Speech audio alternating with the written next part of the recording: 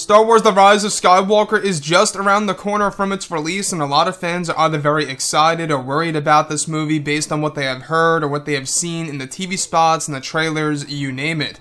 This is Mike Zero. Make sure to subscribe if you are new to the channel for future content. Now, one thing about Episode 9 is that we do know that this movie, at the end of the day, is going to be a revelation film that will lead to saga-wide implications, revealing many different aspects of Force lore, Jedi, and Sith lore. However, a lot of this is going to be established in other forms of canon material that we will be talking about today, everything related to The Rise of Skywalker. Now, J.J. Abrams has a plan in place in order to make this by far the most emotional Star Wars movie with the biggest twists and turns that we have ever seen in a Star Wars film, which may feel a little bit rushed or too crowded for some once the film finally drops. A lot of fans, have been expressing their concerns about that, but anyways, I digress. Now, I wanted to go over the ending based on the leaks and the spoilers and everything related to it in that sense, and, of course, what other secrets that are going to be laid out in other canon material for, of course, The Rise of Skywalker.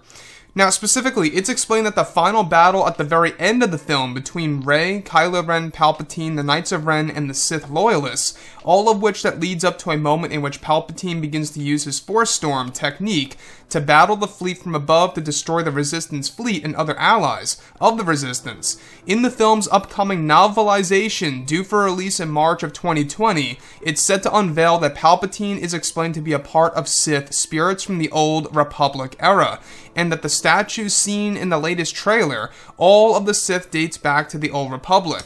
Now, the novel will explain that Palpatine using the Force Storm technique upon the Resistance is said to be a power since he is combined with all of the Sith spirits of the past, that the borrowed energy from both Rey and Kylo Ren also play a role in developing that power. Now, as far as the robotic machine goes, that Palpatine is hooked up to at the very end of the film and in the beginning, it's said to be a machine that allows his corpse to move around at will and to supply him a specific type of liquid that keeps his body from decaying rapidly. The Sith spirits of the past that are a part of Palpatine are said to be trapped in the spiritual realm, and that they are what allow Palpatine's body to operate with the machine hooked up to his back.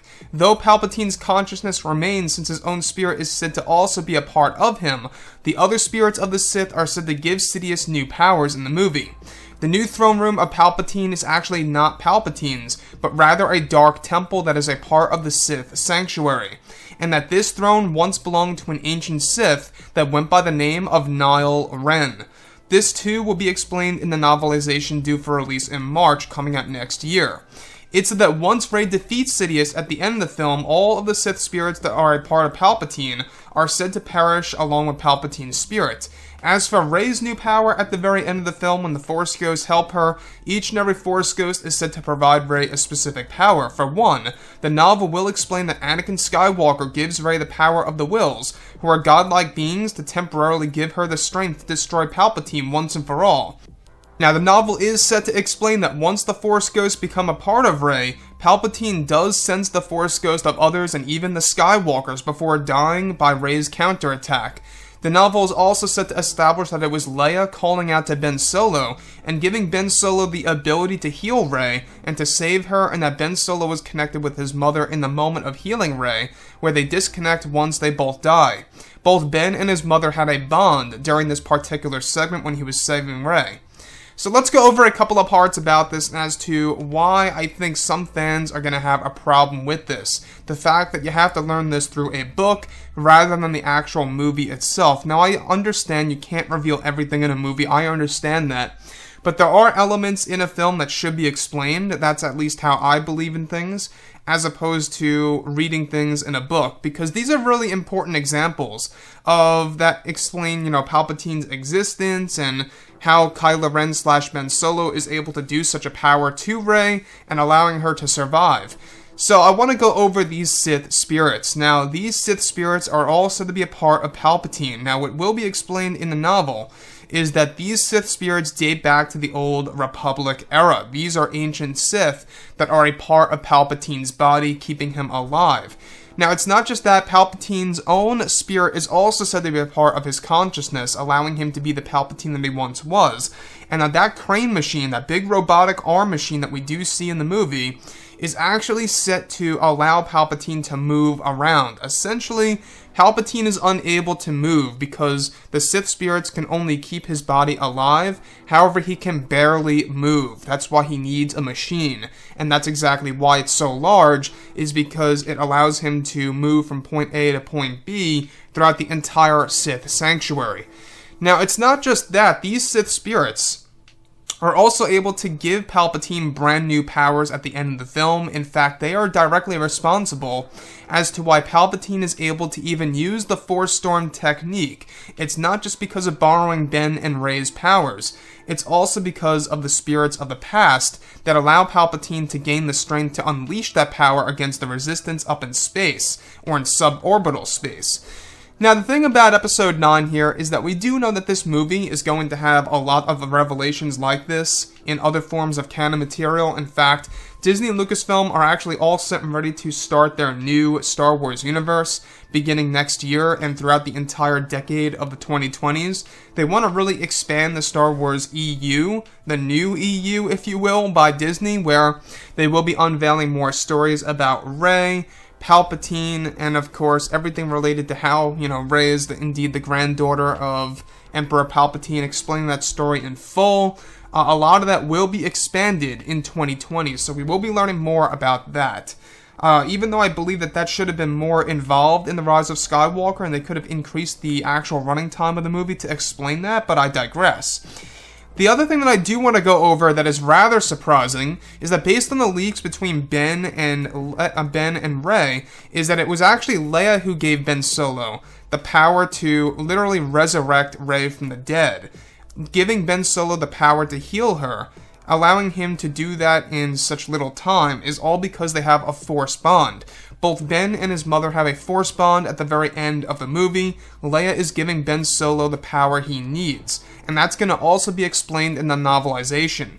Now, like I say, there's no scenes apparently between Ben and Leia in this film, which really is upsetting. I think that's a big missed opportunity once more. We never really got to see the connection between mother and son in the Star Wars universe. That would have been a very interesting side of the story, something that we have never seen before in a Star Wars movie per se, as far as Kylo and Leia goes, I should say.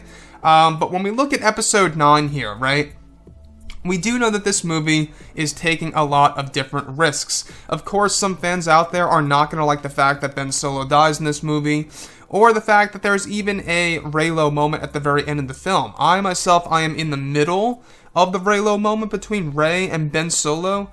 I feel that it really is, hard to either say whether or not I'm really all for it or whether or not I'm really all against it. I'm kind of dead smack in the middle, because we do know that Ben Solo / Kylo always bounced back and forth between the light and the dark.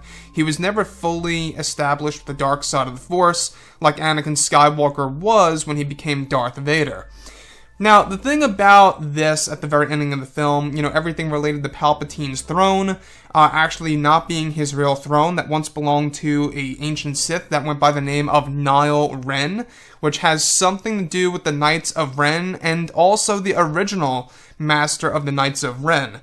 So there was actually two masters of the Knights of Ren. There was one that's explained in one of the comics, who just goes by the name of Ren, and then there's a character called Nile Ren, who dates back to the Old Republic era, that's going to be explained in the upcoming novel. Now again, like I say, the official visual dictionary is going to drop tomorrow on the 20th, so we will be learning more about that movie. I will be going over all of the canon material within that visual dictionary about The Rise of Skywalker, and also everything about the novelization. So if you guys don't really like to read books, we will be covering that next year, and we will be going over that in greater depth, so be prepared for that as well. So, yeah, guys, there you have it. I would like to hear what each and every one of you guys have to say about the ending of the movie and all these secret revelations, if you will, related to everything in the novel that's due for release next year. And if you guys did enjoy the content for today, do make sure to drop a thumbs up on this video to support the channel. I thank you all so very much for the kind support, and I'll catch you guys next time.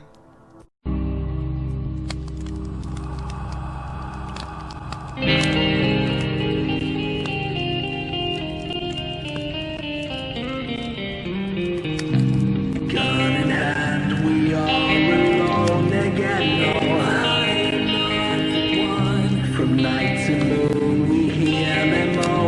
again.